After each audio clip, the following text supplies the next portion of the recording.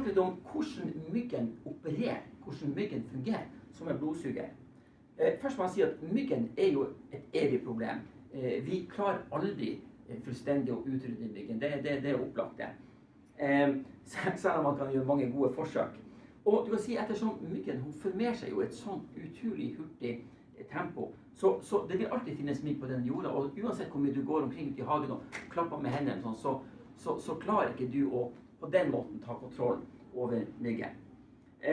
Men det som er interessant, myggen er et svært lokalt problem. For myggen, den lever og plager omgivelsene sine helt i nærheten av der den selv beklekket. Fordi en mygg flyr sjelden noe mer enn 200 meter. Det er liksom det vi kan kalle for operasjonsradiusen til en mygg. Og det gjør også at du vil ikke oppleve noe spesielt mye tilsig av mygg. Så mygg driver ikke på å migrere, og mygg flyr ikke så trekkfuglene hundrevis av mil.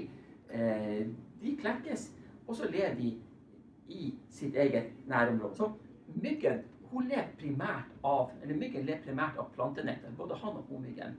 Men det er nemlig sånn at homyggen er også avhengig av protein fra blodet vårt for å gi næring til sine egg. Derfor så kan du si at du kommer aldri i hele ditt liv å oppleve at en hannmygg stikker deg. Og det er interessant altså at det gjelder jo alle insektene. Alle hanninsektene er jo snille og fredsommelige, de gjør alle noe galt. Naturen har overlatt det til hoen å være plagsom og være blodsuger. Myggen, hun har altså også ganske dårlig syn, men hun kan lukte karbondioksid, hun kan lukte pusten din på ca. 80 meters hold.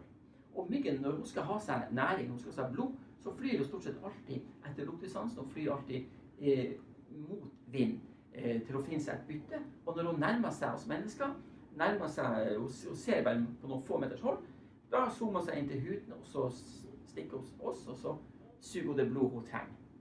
Og dersom en mygg får nok blod, så kan hun altså produsere opp til 1000 etterkommere. Det er ganske heftig i løpet av sitt korte liv.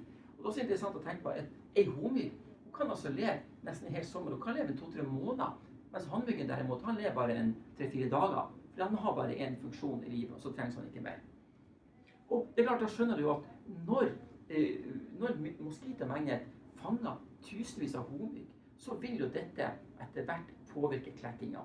Så det gjør at myggfella bryter på en måte inn og forstyrrer den lokale klekkinga. Så etter hvert så har du på en måte fått tatt kontroll med myggbestanden i ditt nærområde. Jeg sa i sted at en mygg kan altså produsere opp til 1000 etterkommere i løpet av sitt liv. Og når du da tenker på at det er knapt 2 uker fra myggen legger egg til de er ferdig utklekket, da er det enkel matematikk at en liten mygg kan bli til mange 100 000 i løpet av veldig kort tid. Og da skjønner man også for en kolossal effekt en myggfelle kan ha på ditt utemiljø. Og mygg, det vet vi jo, hun legger jo helst egg i stillestående vann, eller i myr eller sump, men også i fuktig jord og krattskog. Og myggen er jo avhengig av kombinasjonen av fuktighet og varme for at de skal på en måte formere seg.